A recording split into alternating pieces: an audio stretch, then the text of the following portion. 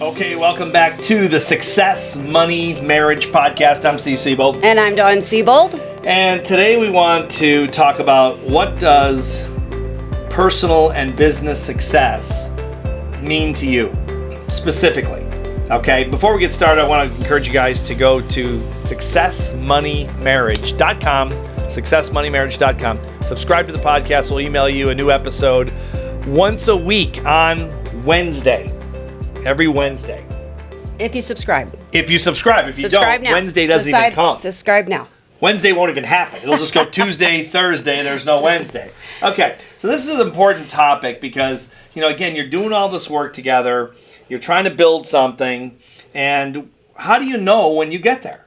I mean, what's the goal? Where's the goalpost? I mean, what is it business-wise that you want to, that will indicate that you've succeeded? And what is it personally, in terms of being a couple and individually? What does success mean to you? How do you know when you've arrived? So, what are your first thoughts about that? I thought you were going to start this one. I started it. You didn't? I started it. Okay, all right. First of all, I'm hot because you brought me in from outside. Well, you're hot because I'm here and you're just I've been overwhelmed waiting because for you I since got my black shirt on. Okay. Yeah. You know what? I think it goes back to when when like a we first. leprechaun or something with the green. Yeah. St. Patrick's Day or something? No. No. I just felt like green.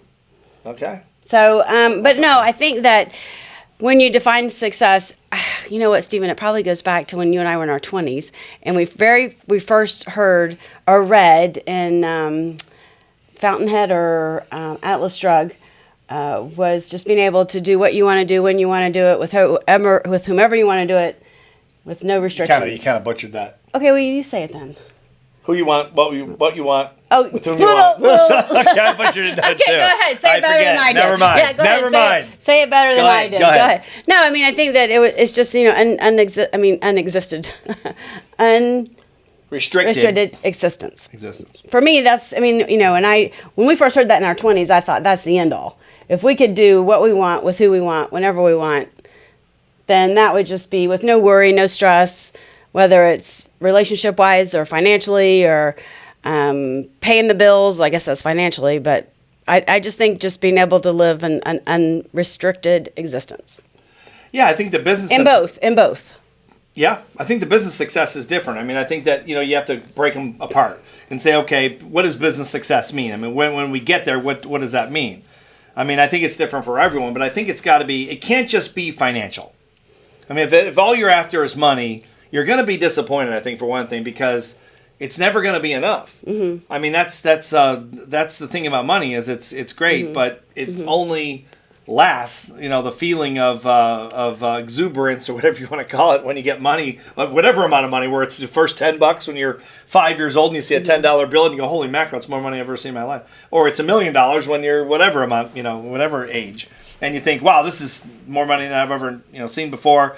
Well, after a while, it's just money, and then it just has that fleeting fulfillment. But so in business, yeah, money's great, you want to make money for sure, but besides that, what is it? What's your reason for being? What is it? Why are you there?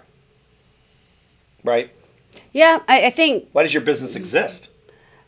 Well, I think you have to define the why, and it has to be bigger than the money. I mean, we've always wanted to help people.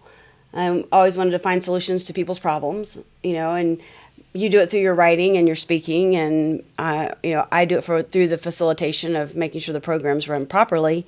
But I think if you're loving what you do and you don't see it as work, which I think you and I, sometimes might see it as work, but for the most part, we do what we want to do. Mm-hmm. We love doing it. And the reward really comes in seeing people change. We get emails every day with people saying, I just got an email today from Austin, this guy we haven't heard from in a long time, and wanted to be an affiliate of ours. And he's in the middle of going through some personal situations. But he's like, you guys changed my life with the Bill Gove Speech Workshop.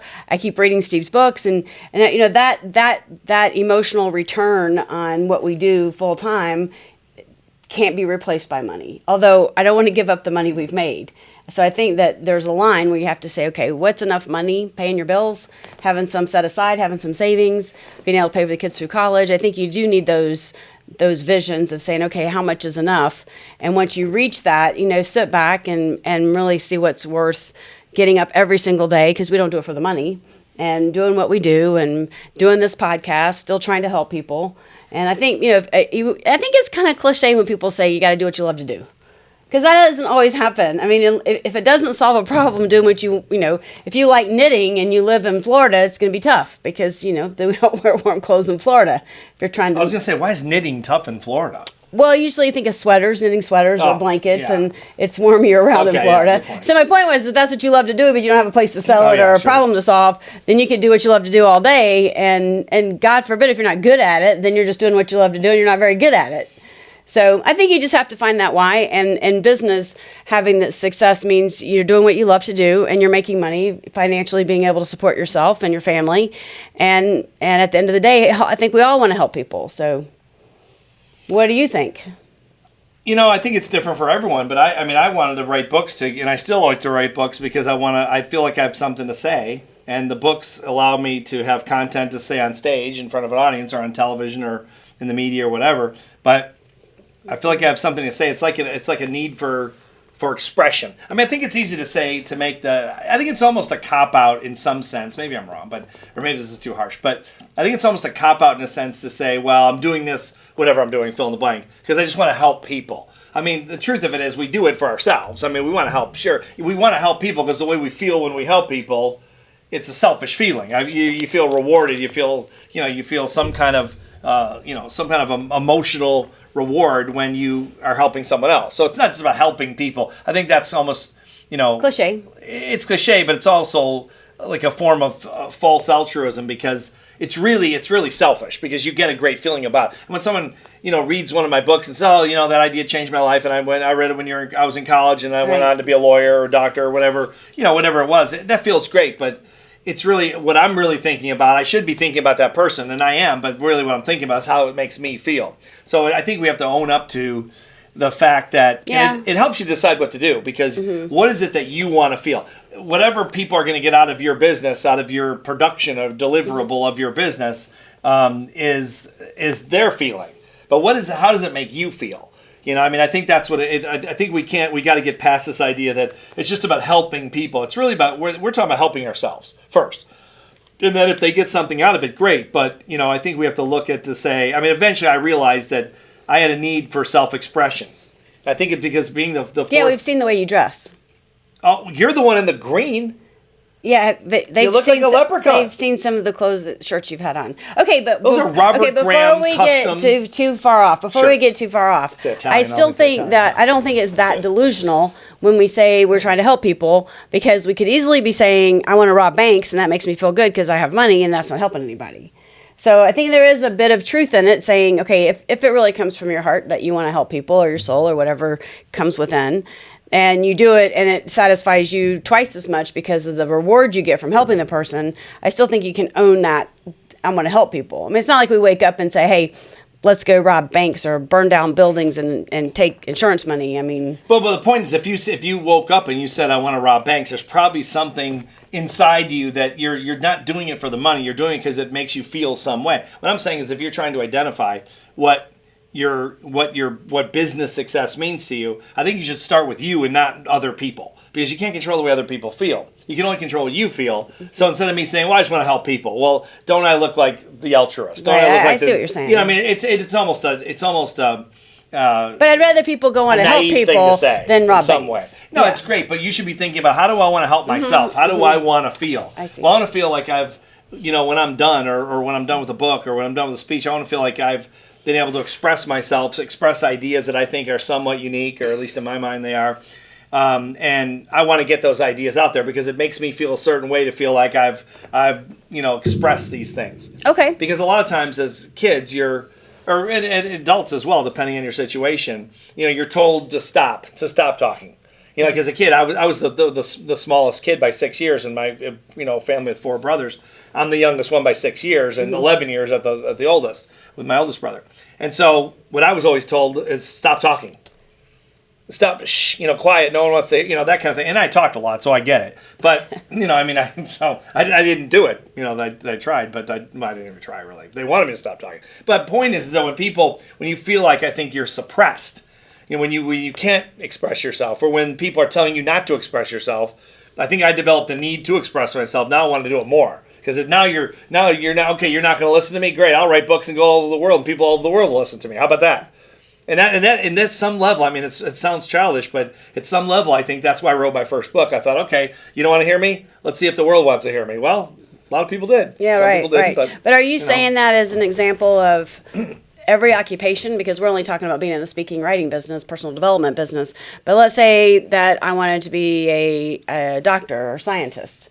Are you saying that looking as a scientist, I might not ever solve anything? I mean, I might be on the road to curing cancer or researching, plant-based, vitamins.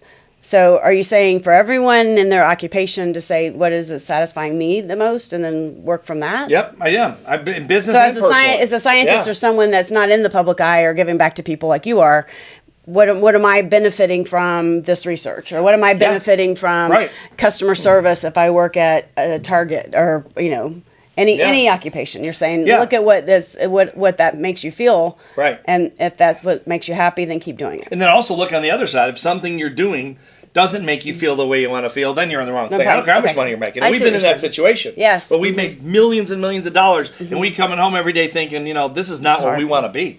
And I remember people saying, are you out of your mind? Yeah. Because we were very young at that time. And people are like, are you out of your mind? You're making more money in a year than I'm going to make in my life, and you're bitching about it? It's like, well, yeah, because the money's just money. Those were tough times. Those are very, and it's funny to even say that. It was tough because times. when people say, oh, tough times, oh, that must have been rough. You're making all this money. Yeah, but if you're miserable, who cares? It's just money. You remember buying all that fancy furniture? First time we bought all that fancy furniture. Yeah. I remember waking up every day looking at that stupid furniture, living in that penthouse apartment on the ocean, thinking, I sold my life for this. I remember thinking that every day for a long time. I mean, for a year probably. I remember thinking, that's great, Steve. Good job. You sold your life for a bunch of fancy stuff and a penthouse apartment on the ocean. Great. Now I got to go to work doing something I don't want to do all day. Right. I got to be out of my mind. I got to be an idiot. It's the dumbest thing I think you can do. But that's kind of, because I think in America we celebrate materialism so much that we see these people with these fancy cars and these big houses and these great jewelry and red bottom shoes and all the fancy material things you can buy that that the masses seem to like, or a lot of us seem to like. You look at that stuff and think, well, that's success. Well, that's success until you have it and realize that lasts about 20 minutes. And then you're on to the next shoes, the next jewelry, the next house, the next car.